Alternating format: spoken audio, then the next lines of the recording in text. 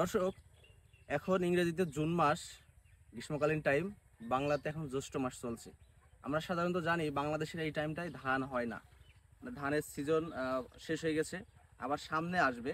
কিন্তু এখন দেখেন, এই যে এই জমিতে এখানকার এক কৃষক, চুয়াডাঙ্গা জীবননগরের এক কৃষক, তার এই জমিতে সে এই অন সিজন ধানের টাইমে, মানে ধান যে টাইমটাই হয় না, উনি এই ধানের চাষ করে কিন্তু একটা ব্যাপক সফলতার মুখ দেখতে যাচ্ছে। তার কারণ আপনারা দেখতে পাচ্ছেন, এই যে কি পরিমাণ ধান এই জমিতে হয়েছে দেখেন। ধানের যে মুকুল বা সাইজ, যে বাইলগুলো বলা হয়, সেগুলো দেখেন কি পরিমাণ ধরছে।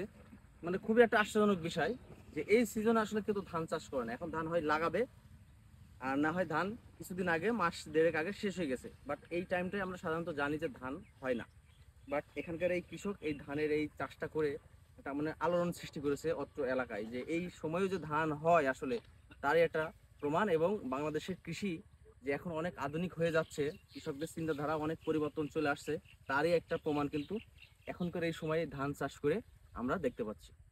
তো এরকম ধান চাষ আপনাদের এলাকায়, মানে অন্যান্য জেলায় বাংলাদেশে হয় কিনা বা হচ্ছে কিনা, অবশ্যই কিন্তু আপনারা জানাবেন। ধন্যবাদ।